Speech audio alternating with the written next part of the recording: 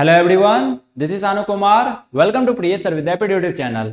आज के इस लेक्चर में हम बात करेंगे सुपरपोजिशन थ्योरम के बारे में। सुपरपोजिशन थ्योरम क्या होता है, इसे हम किसी नेटवर्क के अंदर किस तरीके से इंप्लीमेंट कर सकते हैं, आज के इस लेक्चर में यही डिस्कस करने वाले हैं, यही सीखने वाले हैं। तो आइए लेक्चर को स्टार्ट करते हैं। सबसे पहले हम ये जान लेते हैं कि कितने टाइप्स के थ्योरम के बारे में हमें पढ़ना होता है। बेसिकली हमें 3 टाइप्स के थ्योरम के बारे में पढ़ना होता है। पहला सुपरपोजिशन थ्योरम, दूसरा थेवेनिन्स थ्योरम और तीसरा नॉर्टन्स थ्योरम। आज के इस लेक्चर में हम सुपरपोजिशन थ्योरम के बारे में अच्छे से सीखने वाले हैं, जानने वाले हैं। अब हम ये जान लेते हैं कि ऑल इंडिया लेवल पे जितने भी एग्जाम होते हैं, यानी कि जितने भी कॉम्पिटिटिव एग्जाम होते हैं या फिर आपके यूनिवर्सिटी के एग्जाम होते हैं, तो वहां पे थ्योरम से क्वेश्चन किस तरीके से पूछा जाता है। बेसिकली 2 ही टाइप के क्वेश्चन फ्रेम होते हैं। पहला state and explain superposition theorem with an example, दूसरा किसी न्यूमेरिकल को सॉल्व करना होता है। ये सारे थ्योरम्स के लिए एप्लीकेबल है। 2 ही टाइप के क्वेश्चन फ्रेम होते हैं ऑल इंडिया लेवल पे जितने भी एग्जाम होते हैं। तो आज के इस लेक्चर में हम दोनों टाइप के क्वेश्चन को कवर करने वाले हैं, बहुत अच्छे से सीखने वाले हैं। बस आपको थोड़ा सा ध्यान देना होगा, अच्छे से फोकस रहना होगा। चलिए लेक्चर को स्टार्ट करते हैं और देखते हैं कि सुपरपोजिशन थ्योरम का स्टेटमेंट क्या कहता है। अगर बेटा आप इंजीनियरिंग में हो, चाहे डिग्री में हो के डिप्लोमा में हो, तो हमारी एप्लीकेशन प्रिय सर विद्यापीठ के स्टोर सेक्शन के अंदर मोस्टली सब्जेक्ट्स के वीडियो कोर्सेज अवेलेबल है। साथ में प्रिय सर विद्यापीठ के फ्री मटेरियल सेक्शन के अंदर भी आपको सब्जेक्ट्स वाइज क्वेश्चन का लिस्ट फ्री ऑफ कॉस्ट मिलने वाला है। साथ में बहुत सारे सब्जेक्ट्स की नोट्स भी वहां पे अवेलेबल होगी। अभी यहाँ पे फर्स्ट ईयर डिग्री के सभी सब्जेक्ट्स के मोस्टली वीडियो कोर्सेज लॉन्च हो चुके हैं, डिप्लोमा के भी लॉन्च हो चुके हैं, और जितने भी मैथ्स आते हैं डिग्री डिप्लोमा में वो सभी तो हमारी एप्लीकेशन में स्टोर सेक्शन में ऑलरेडी अवेलेबल है। और ये जो वीडियो कोर्स है बेटा, वो विथ क्वालिटी एजुकेशन बहुत कम प्राइस में, एक बुक की प्राइस जो आप खरीदते हो उसी प्राइस में आपको मिलने वाला है। ये कोर्स परचेस करने के बाद आपको उसमें हर एक चैप्टर्स के वीडियोस मिलेंगे, उसकी नोट्स मिलेगी, उसकी डीपीपीस मिलेगी, डीपीपी के सॉल्यूशंस मिलेंगे, और हमारे जो टीचर यहाँ पे एक्सपर्ट टीचर पढ़ा रहे हैं वो आपके डाउट भी आपको व्हाट्सएप पे और कॉल पे सॉल्व करके देंगे। तो बेटा बुक लाने की अब कोई जरूरत नहीं है, आइए हमारे साथ पढ़िए। ज्यादा इंफॉर्मेशन के लिए प्ले स्टोर से हमारी एप्लीकेशन प्रिय सर विद्यापीठ को डाउनलोड करिए। डिस्क्रिप्शन बॉक्स में भी उसकी लिंक अवेलेबल है। आपको कोई भी डाउट हो तो स्क्रीन पे दिए गए नंबर पे आप हमारा कॉन्टेक्ट कर सकते हो। Keep learning. सबसे पहले अगर हम ध्यान दें तो यहां लिखा गया है इन एनी लीनियर नेटवर्क, यानी कि यहां से क्वेश्चन फ्रेम होता है एमसीक्यू किस टाइप का। Superposition theorem is applicable to dash. Option 1 में होगा लीनियर नेटवर्क, दूसरा होगा नॉन लीनियर नेटवर्क, तीसरा चौथा अलग अलग ऑप्शन होंगे। आपको टिक किसको करना है? लीनियर नेटवर्क को। अब आपके माइंड के अंदर ये क्वेश्चन आ रहा होगा कि लीनियर नेटवर्क क्या होता है। थोड़ा सा पेशेंस रखेंगे, उसके बारे में भी बहुत अच्छे से आपको बताने वाला हूं, सिखाने वाला हूं। पहले हम स्टेटमेंट को पढ़ लेते हैं। In any linear network containing 2 और मोर सोर्सेज, यानी कि जब हमारे पास 2 या 2 से ज्यादा सोर्सेज होंगे तभी हम सुपरपोजिशन थ्योरम का यूज करेंगे। अगर हमारे पास एक ही सोर्स होगा तो किसे हम यूज करेंगे? हमें पता है कि हमारे पास केसीएल है, हमारे पास केवीएल है, हमारे पास नोडल एनालिसिस है, हमारे पास मेश एनालिसिस है। उनके मदद से हम आसानी से एक सोर्स वाले नेटवर्क को सॉल्व कर सकते हैं। The current in any element is equal to the algebraic sum. हमें क्या ढूंढना होता है? जब हमारे पास कोई नेटवर्क होता है तो हमें किसी एलिमेंट के थ्रू या अक्रॉस वोल्टेज या फिर करंट ढूंढना होता है। तो हमें यहां पे क्या करना होगा? एक टाइम पे एक ही सोर्स को कंसीडर करना होगा, दूसरे सोर्स को क्या करना होगा? उसे हमें 0 बनाना होगा। अगर हमारे पास कोई वोल्टेज सोर्स है तो उसे हम 0 कैसे बनाते हैं? शॉर्ट सर्किट की मदद से। अगर हमारे पास कोई करंट सोर्स है तो उसे हम ओपन सर्किट की मदद से 0 एम्पेयर बना देते हैं। तो यहां पे हमें क्या करना होगा? एक टाइम पे एक ही सोर्स को कंसीडर करना होगा, और उसके वजह से हम देखेंगे कि जिस एलिमेंट में हमें पूछा गया है उसमें कितना करंट फ्लो हो रहा है। फिर दूसरे स्टेप में क्या करेंगे? हम पहले वाले सोर्स को 0 कर देंगे, यानी कि हम बंद कर देंगे, इनऑपरेटिव कर देंगे, और दूसरे सोर्स के कारण वापस से उस एलिमेंट में देखेंगे कितना करंट फ्लो हो रहा है, और एट दी एंड दोनों को हम ऐड कर देंगे तो हमें टोटल करंट उस एलिमेंट के अक्रॉस मिल जाएगा, यानी कि उसमें से कितना करंट फ्लो हो रहा है। According to the application of superposition theorem, जो मैंने आपको बताया वही यहाँ पे लिखा गया है। It may be noted that each independent source is considered at a time. एक टाइम पे हम एक ही सोर्स को कंसीडर करेंगे, ऑलरेडी हमने डिस्कस कर लिया है। अब हम सीधा चलते हैं कॉन्सेप्ट ऑफ लीनियरिटी के बारे में, कि लीनियर नेटवर्क क्या होता है, उसे हम किस तरीके से समझ सकते हैं। इसे समझने के लिए सबसे पहले हम क्या करते हैं? एक नेटवर्क लेते हैं, ये हमने एक नेटवर्क ले लिया। अब इस नेटवर्क में कुछ ना कुछ इनपुट होगा, यहाँ पे हम इनपुट दे रहे हैं, ये हमारा है इनपुट और ये होगा हमारा आउटपुट। जब हमने यहाँ पे 2 वोल्ट का इनपुट दिया तो हम ऐसा मानते हैं कि आउटपुट हमें 4 एम्पेयर का करंट मिला। लेकिन अब हम क्या करने वाले हैं, इनपुट को चेंज कर रहे हैं। किस तरीके से? 4 वोल्ट, दैट मीन्स हमने क्या किया, हमने यहाँ पे 2 से मल्टीप्लाई कर दिया। तो हमारा लीनियर नेटवर्क क्या कहता है कि जिस मल्टीप्लाइंग फैक्टर से हमने यहाँ पे मल्टीप्लाई किया उसी से यहाँ भी हमारा आउटपुट मल्टीप्लाई हो जाएगा। तो ये भी हमारा 2 से मल्टीप्लाई हो जाएगा और हमें आंसर क्या देखने को मिलेगा, यहाँ पे 8 एम्पेयर। तो यहाँ आप देख सकते हैं कि हमारा मल्टीप्लाइंग फैक्टर क्या था, 2 था। अगर हम 2 से डिवाइड कर रहे हैं यानी कि 2 वोल्ट के जगह अब हम 1 वोल्ट का सोर्स यहाँ पे दे रहे हैं, तो ये भी 2 से डिवाइड होकर के 2 एम्पेयर का करंट यहाँ पे बन जाएगा। दैट मीन्स कि ये क्या हमारा लीनियर नेटवर्क है। इसे अगर ये फॉलो करता है, इनपुट में चेंज होता है तो सेम तरीके से आउटपुट भी चेंज होना चाहिए। इसे हम कहते हैं लीनियर नेटवर्क। अब अगर हम इसका ग्राफ ड्रॉ करना चाहते हैं तो ग्राफ कुछ इस तरीके से ड्रॉ कर सकते हैं। ये हमने ले लिया वोल्टेज, ये हमने ले लिया करंट। करंट होता है हमारा एम्पेयर में, ये होता है हमारा वोल्ट में। जो हमारा लीनियर ग्राफ होता है वो कैसे होता है, वो हमेशा ओरिजिन से पास होता है। ये हमारा 0 ओरिजिन से किस तरीके से पास होगा, ओरिजिन मींस 0 से स्टार्ट होगा और इस तरीके से लीनियर ग्राफ हमें ऐसा स्ट्रेट लाइन देखने को मिलता है। अब अगर इसे मैं ड्रॉ करना चाहूं तो इस तरीके से कर सकता हूं। हमने वोल्टेज सोर्स पहले क्या लिया, 2 वोल्ट, तो यहां पे हम लेते हैं 2। उस टाइम पे हमें क्या मिला, उस टाइम पे यहां पे इसे हम एक्सटेंड करते हैं, ये हमारा करंट कितना था, 4। सिमिलरली अगर हम नेक्स्ट हमने क्या लिया, यहां पे चेंज किया तो 4 वोल्ट, तो हमारा करंट क्या हो जाएगा यहाँ पे 8। तो इस तरीके के ग्राफ को हम क्या कहते हैं, लीनियर ग्राफ। ये हमारा इस तरीके से पॉइंट बनता चला जाएगा। अब यहां पे एक क्वेश्चन और आपके माइंड के अंदर आना चाहिए कि क्या हम सुपरपोजिशन थ्योरम, जिसे हम एसपीटी लिखते हैं शॉर्ट फॉर्म में, एसपीटी किसके किसके लिए वैलिड है। तो यहां पे मैं आपको बताना चाहूंगा कि सुपरपोजिशन थ्योरम से हम करंट ढूंढ सकते हैं, वोल्टेज भी ढूंढ सकते हैं, लेकिन हम पावर नहीं ढूंढ सकते हैं। यहां पे पावर के सामने मैं क्रॉस का साइन लगा रहा हूं कि हम पावर नहीं ढूंढ सकते हैं। क्यों, वो भी मैं आपको क्लियर कर देता हूं। यहां से भी एमसीक्यू फ्रेम होता है, किस तरीके से वो भी मैं बताता हूं। पावर क्या होता है, I² इंटू आर। तो यहां आप देख सकते हैं I², यानी कि हम अगर इनपुट में चेंज करेंगे तो आउटपुट हमारा स्क्वायर के फॉर्म में चेंज होगा। यानी कि यहां पे हम देख सकते हैं कि इनपुट और आउटपुट में स्क्वायर का कोई भी रिलेशनशिप नहीं है, लेकिन यहाँ पे I² आर के वजह से कोई दिक्कत नहीं है, लेकिन ये जो स्क्वायर है I का, इसके वजह से हमारा पावर क्या होता है, लीनियर नहीं मिलता है। इनपुट में हम चेंज करेंगे तो आउटपुट में हमें स्क्वायर के फॉर्म में आंसर मिलेगा। इसलिए पावर के लिए सुपरपोजिशन थ्योरम एप्लीकेबल नहीं होता है, सिर्फ और सिर्फ करंट और वोल्टेज के लिए एप्लीकेबल होता है। तो अगर एमसीक्यू में फ्रेम होता है कि पावर को हम ढूंढ सकते हैं सुपरपोजिशन थ्योरम की मदद से, तो आंसर होगा नो। अब हम देखते हैं कि कौन कौन से स्टेप्स को हम फॉलो कर सकते हैं सुपरपोजिशन थ्योरम को फॉलो करने के लिए। पहला है select one source in the circuit and replace all other ideal voltage source by short circuit and ideal current source by open circuit. हम क्या करेंगे, एक टाइम पे एक ही सोर्स को सेलेक्ट करेंगे, बाकी जितने भी सोर्सेज होंगे उसे हम रिप्लेस कर देंगे। अब बात आती है किससे रिप्लेस करेंगे। अगर हमारे पास वोल्टेज सोर्स है तो उसे हम ओपन सर्किट से नहीं, शॉर्ट सर्किट से रिप्लेस करेंगे। चलिए बताते हैं।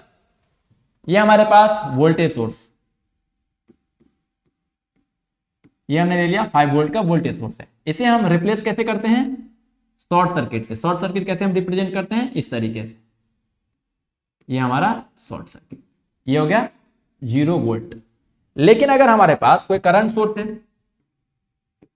ये भी हम ले लेते हैं 5 एम्पियर का, तो इसे हम किस तरीके से रिप्लेस करेंगे, इसे हम रिप्लेस करेंगे ओपन सर्किट से।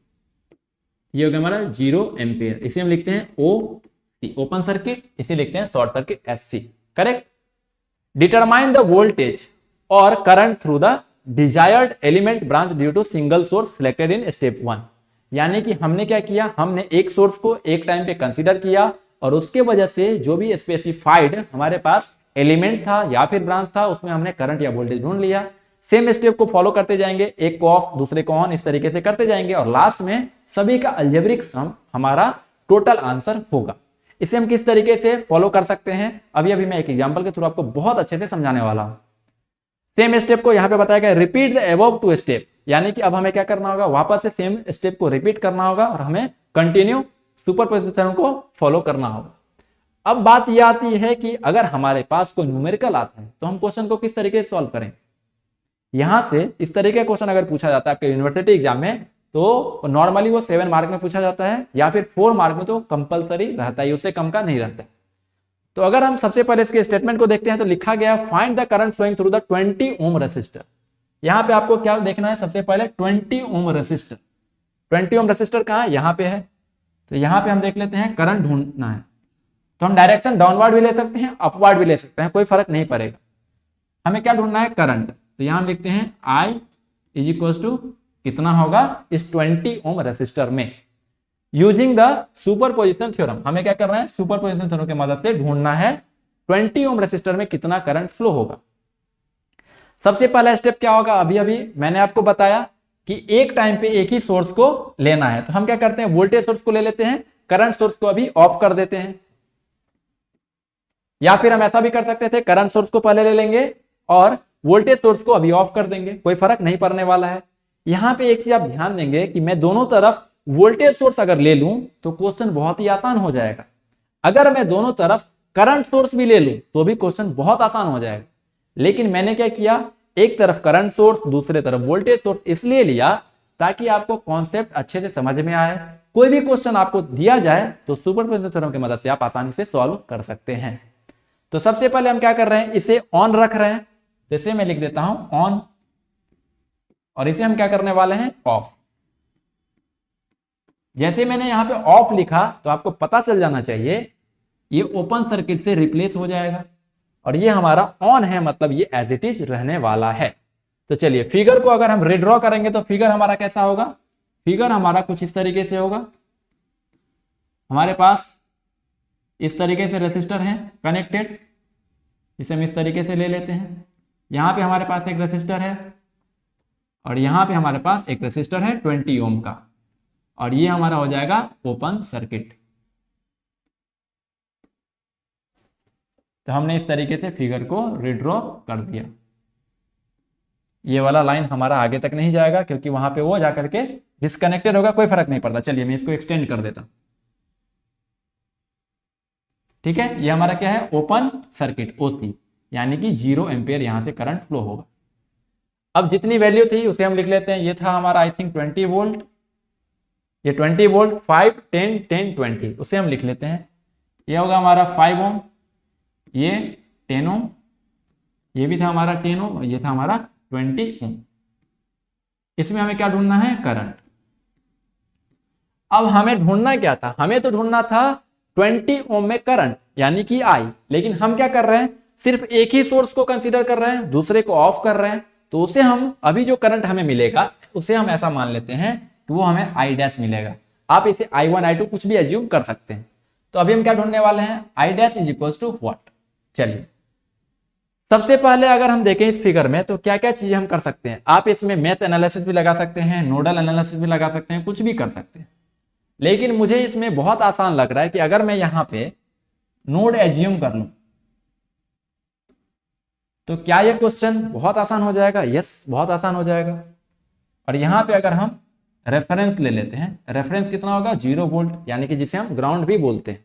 आपने नोडल एनालिसिस में ये सारी चीजें अच्छे से सीखा हो। तो अब मैं अगर नोडल एनालिसिस कहां लगाऊंगा, वी पे, NDA nodal analysis at V.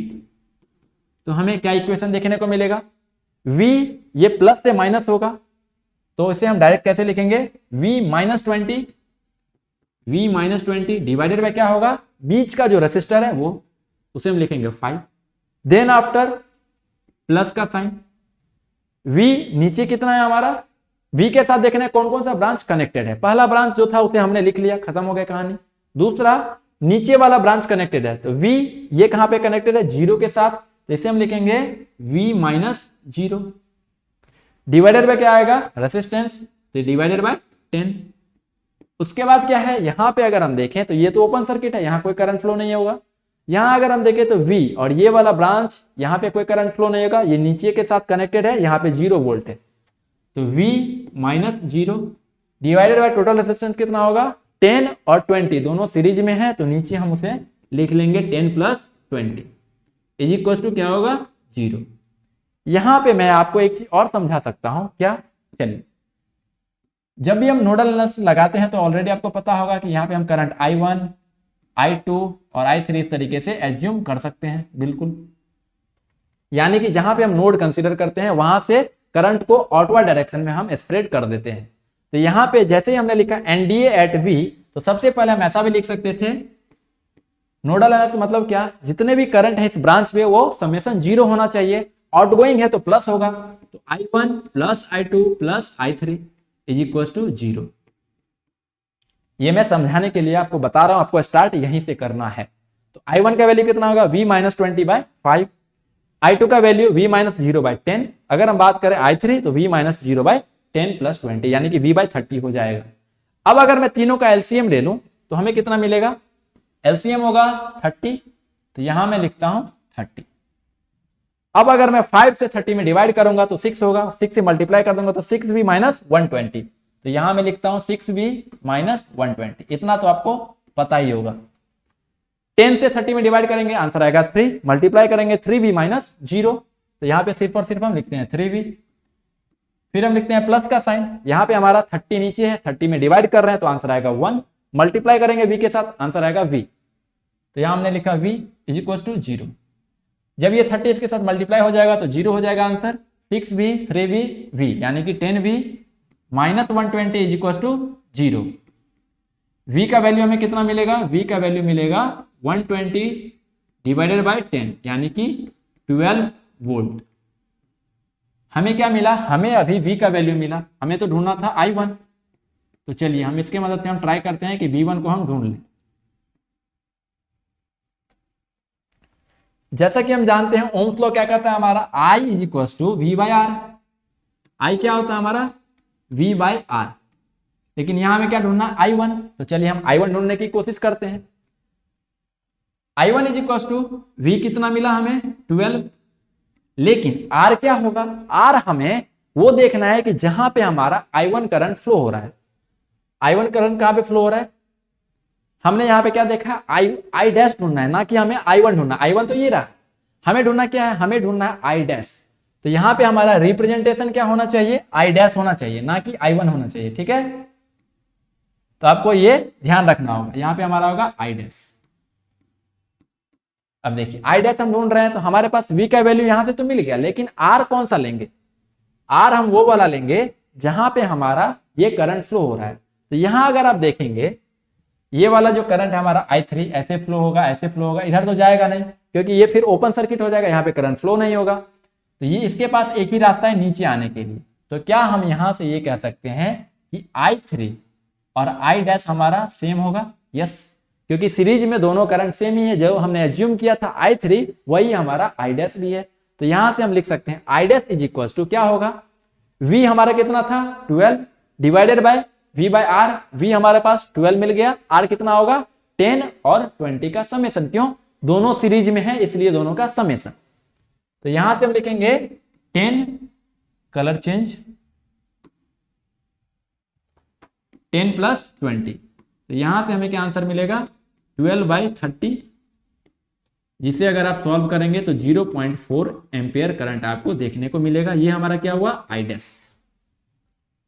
तो यहां हमने देखा कि हमने सिर्फ एक सोर्स को अभी कंसीडर किया और उसके वजह से हमें क्या करंट मिला 0.4 एम्पियर। अब हम क्या करेंगे, अब हम करंट सोर्स को कंसीडर करेंगे। ये हमारा करंट सोर्स, इसे हम ऑन करेंगे और हम इस वोल्टेज सोर्स को ऑफ कर देंगे। तो अब हमारा क्या होगा, अब हम इसे इरेज करते हैं, इसे ऑफ कर देंगे, ये हमारा ऑफ हो जाएगा। तो ये हो जाएगा हमारा शॉर्ट सर्किट यानी कि 0 वोल्ट, और इसे हम क्या करने वाले हैं, इसे ऑन करने वाले हैं। ये हमारा क्या है सेकेंड सिनेरियो, ऑन करेंगे और ये हमारा स्टार्ट हो जाएगा, ठीक है। इसे हम इस तरीके से बता सकते हैं, इसे हम इस तरीके से स्टार्ट करने वाले हैं, ठीक है। ये आपको समझाने के लिए, आपको एग्जाम इस तरीके से ऑफ ऑन नहीं बताना है, आपको सिर्फ कैलकुलेशन बताना है। तो चलिए अब हम यहाँ पे शॉर्ट सर्किट करने वाले हैं, तो फिगर को रिड्रॉ कर लेते हैं।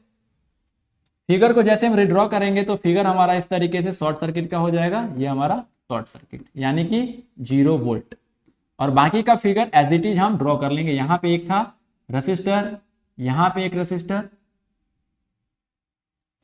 यहाँ भी एक रेसिस्टर था, और यहाँ भी एक रेसिस्टर, और लास्ट में हमारा क्या था, लास्ट में हमारा एक करंट सोर्स 4 एम्पियर का यहाँ पे था।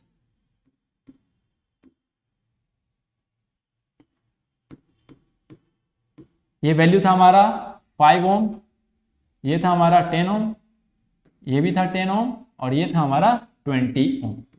अब इसमें हमें क्या ढूंढना है, हमें ढूंढना है करंट। तो इसे हम ले लेते हैं आई डैश, ऑलरेडी हमने ले लिया था, तो I double dash is equal to what, ये हमें कैलकुलेट करना है।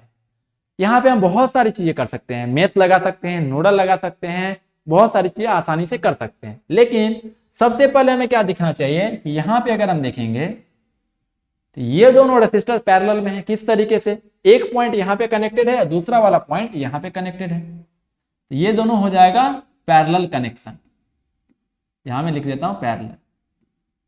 जब हम दो रेसिस्टर को पैरेलल में सॉल्व करते हैं तो हमारा आंसर क्या आता है, दोनों का मल्टीप्लीकेशन डिवाइडेड बाय दोनों का समेशन। ये हो जाएगा 50 डिवाइडेड बाय 15 ओम। तो इसे हम वापस अगर रिड्रॉ करना चाहें तो कैसा फिगर दिखेगा, ये दोनों एक साथ कनेक्टेड हो जाएंगे, इसका वैल्यू हमें इस तरीके से मिल जाएगा। ये वाला रेसिस्टर एज इट इज, ये वाला भी रेसिस्टर एज इट इज, और हमें यहाँ पे एक करंट सोर्स यहाँ देखने को मिलेगा। इसे हम इस तरीके से कनेक्ट कर देते हैं। इसका वैल्यू हमारे पास था 4 एम्पियर, इसका वैल्यू 20 ओम, ये कितना था हमारे पास ऊपर वाला 10 ओम, और इन दोनों को हमने सॉल्व कर लिया तो कितना बचा 50 डिवाइडेड बाय 15 ओम, करेक्ट। अब हम क्या कर सकते हैं, हमें अल्टीमेटली करना क्या है, हमारा गोल क्या है इस फिगर में, इस नेटवर्क में, वो ध्यान रखना है। हमें ढूंढना है I2 is equal to dash. अब अगर मैं देखूं तो ये दोनों सीरीज में दिख रहा है, तो इस दोनों को हम सिंपली क्या करेंगे, सीरीज में है तो सीरीज में दोनों ऐड हो जाएगा। तो जैसे इस दोनों को अगर हम ऐड करते हैं तो इसका इक्विवेलेंट हमें देखने को मिलेगा कितना, दोनों को जब हम ऐड करेंगे ये होगा 50 डिवाइडेड बाय 15 प्लस 10, ये होगा हमारा 200 डिवाइडेड बाय 15 ओम। जब इसे सॉल्व करोगे तो 200 बाय 15। अब हमारा जो नेक्स्ट फिगर होगा वो कैसा होगा, नेक्स्ट फिगर यहां पे हम रिड्रॉ कर लेते हैं। चलिए ये दोनों सीरीज में हो गया तो दोनों का इक्विवेलेंट हमें मिल गया कुछ इस तरीके से।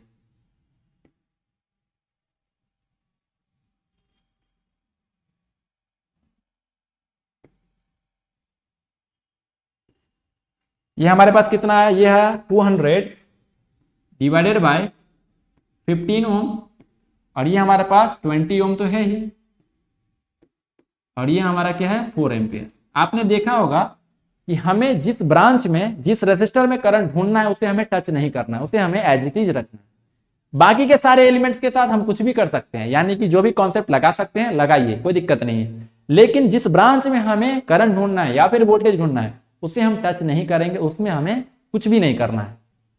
अब हम यहाँ क्या करेंगे, यहाँ पे हमारा I डबल डैश फ्लो हो रहा है इस डायरेक्शन में, ये हमारा कितना होगा। तो अगर आप देखेंगे बिल्कुल ही आसान है, इसमें हम क्या लगा सकते हैं, करंट डिवाइडर रूल, इसमें आप क्या लगा सकते हैं, नोडल एनालिसिस, इसमें क्या लगा सकते हैं, मेश एनालिसिस, आपका जो मर्जी है कर रहे, कोई दिक्कत नहीं है। लेकिन सबसे आसान क्या है, एक स्टेप में आंसर आएगा किसमें, करंट डिवाइडर रूल में। करंट डिवाइडर रूल क्या कहता है कि हमें जिस ब्रांच में करंट ढूंढना है उसको अगर हम देखें समझें तो किस तरीके से ढूंढ सकते हैं। हमें 20 ओम में ढूंढना है तो हमें न्यूमरेटर में कंसीडर करना होगा किसे, इसके अलावा जो है, इसके अलावा यानी कि 20 ओम के अलावा कौन सा रेसिस्टर है, तो 200 डिवाइडेड बाय 50, वो मल्टीप्लाई होगा किसके साथ, जो हमारे पास करंट सोर्स है वो, डिवाइडेड बाय टोटल रेसिस्टेंस। किस तरीके से, आइए देखते हैं। अब हम यहां लिखते हैं यूजिंग करंट डिवाइडर रूल, जिसे हम लिखते हैं करंट डिवाइडर रूल को शॉर्ट फॉर्म में लिखते हैं CDR। हमें क्या ढूंढना है, I डबल डैश, तो इसे हम लिखते हैं I double dash is equal to, ये क्या होगा, जिस ब्रांच में हम करंट ढूंढ रहे हैं उसका अपोजिट वाला कोई ब्रांच है तो उसे हम लेंगे। यस है, तो न्यूमरेटर में आएगा 200 डिवाइडेड बाय 15 और जो हमारा करंट सोर्स है वो कितना है 4 एम्पेयर, उसे हम मल्टीप्लाई कर देंगे। तो हमने मल्टीप्लाई कर दिया divided by total resistance, total कितना है 200 डिवाइडेड बाय 15 प्लस एक और रेसिस्टर है जिसमें हमें ढूंढना है वो कितना है 20 ओम। अब इसे हम सॉल्व कर लेंगे, बिल्कुल ही आसान है। ऊपर हमें मिलेगा 800 डिवाइडेड बाय 15, नीचे का आंसर कितना होगा, ये हमारा होगा 500 डिवाइडेड बाय 15। यहां से 15 और 15 कैंसल आउट हो जाएगा, तो इसका आंसर हमें मिलेगा 800 डिवाइडेड बाय 500 और ये हमारा होगा 1.6 एम्पेयर। 0 से 0 कैंसल आउट, 8/5 हमारा 1.6 होगा। तो यहां से हमने क्या देखा, I double dash equal to 1.6 ampere. हमने क्या किया, एक सोर्स को एक बार कंसीडर किया, दूसरे बार दूसरे सोर्स को कंसीडर किया, दोनों के कारण उस ब्रांच में करंट ढूंढना। हमारे पास क्या है, I डैश है और I डबल डैश का वैल्यू है और लास्ट में हमें I का वैल्यू ढूंढना था, तो हम यहां लिखेंगे I कहां पे 20 ओम में। ठीक है, ये क्या होगा, summation of algebraic sum I dash plus I double dash, ये कितना होगा 0.4 है हमारा I डैश, 1.6 है हमारा क्या I डबल डैश, इसका वैल्यू होगा 2.0 एम्पेयर। यानी कि इसे हम क्या लिख सकते हैं, सिंपली 2 एम्पेयर आप लिख सकते हैं, कोई दिक्कत नहीं है। इसे हम लिखेंगे 2 ampere and this is our final answer. ये हमारा 20 ओम में कितना करंट फ्लो होगा, 2 एम्पेयर करंट फ्लो होगा। तो देखा आपने कितना अच्छा था, कितना आसान था। हमने हर एक चीज को आराम से एक्सप्लेन किया। सबसे पहले हमने फोकस किया लीनियरिटी पे, देन आफ्टर मैंने आपको ये बताया कि उसका स्टेटमेंट क्या होता है, उसके बाद मैंने बताया कि कौन कौन से स्टेप को हमें फॉलो करना है, उसके बाद मैंने लीनियरिटी पे वापस से आपको बताया कि लीनियरिटी होता क्या, उसका ग्राफ कैसा दिखता है। देन आफ्टर हमने एक एग्जाम्पल के थ्रू आसानी से सॉल्व किया, हर एक चीज को फोकस किया। मैंने आपको नोडल एनालिसिस वापस से रिवाइज करवा दिया। आई होप कि सारी चीजें आपको अच्छे से समझ में आ गई होंगी। अगर नहीं आई होगी तो कमेंट सेक्शन में आप जरूर बताएंगे कि आपका डाउट कहां पे रह गया। अगर अच्छा लगा हो तो कमेंट करके बताएंगे कि आपके लिए सेशन कितना अच्छा था। तो चलिए वापस से मैं एक बार क्या करता हूं, आपके लिए समराइज कर देता हूं पूरे लेक्चर को।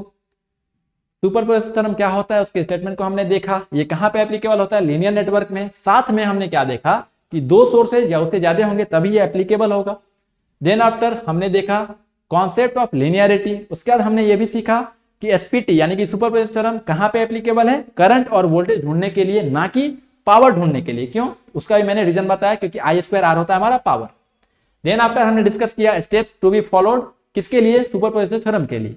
उसमें हमने देखा कि कौन कौन से स्टेप्स को हमें फॉलो करना चाहिए। अगर हमारे पास वोल्टेज सोर्स है तो उसे हम किस तरीके से रिप्लेस करते हैं, शॉर्ट सर्किट से। अगर हमारे पास करंट सोर्स है तो ओपन सर्किट से। उसे हम किस तरीके से रिप्रेजेंट करते हैं वो भी मैंने आपको बताया।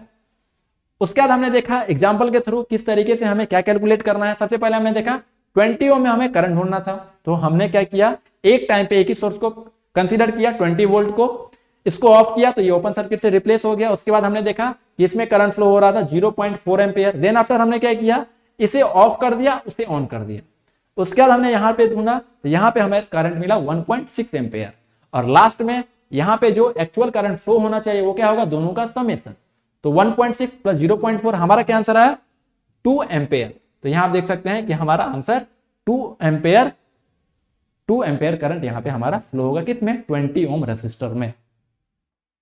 तो आई होप कि आपको वीडियो लेक्चर बहुत अच्छा लगा होगा, आपको सारी चीजें अच्छे से समझ में आई होंगी। अगर आप इसी तरीके के कंटेंट को पढ़ना चाहते हैं, समझना चाहते हैं, तो आप प्रिय सर विद्यापीठ के एप्लीकेशन को डाउनलोड कर सकते हैं। वहां पे हमारा फुल कोर्स अवेलेबल है। वहां पे हमने प्रीवियस जो हमारा एग्जाम हुआ था GTU का, उसमें मैंने बहुत अच्छे रिजल्ट लाए और इस बार तो बच्चे बहुत ज्यादा आ चुके हैं, तो उनका एक्सपेक्टेशन भी बहुत ज्यादा है, इसलिए हम डे बाय डे वर्क कर रहे हैं। अगर आप इसी तरीके के कंटेंट के साथ जाना चाहते हैं तो आप डेफिनेटली विजिट करें प्रिय सर विद्यापीठ के एप्लीकेशन को। वहाँ पे बहुत सारे कोर्सेज अवेलेबल हैं और वहाँ पे हम क्वालिटी में बिलीव करते हैं और साथ में सारी चीज़ें बहुत अच्छे से, बहुत अच्छे मैनर में। उसके लिए भी हम एक वीडियो लेक्चर यहाँ पे लाने वाले हैं जिसमें मैं सारी चीज़ों को डिस्कस करूंगा कि कोर्स के अंदर क्या क्या चीज़ें, क्योंकि बहुत सारे स्टूडेंट्स को अभी भी मालूम नहीं है कि एक्चुअल में कोर्स के अंदर क्या क्या चीज़ें हैं और हम क्या क्या चीज़ें ऐड करने वाले हैं।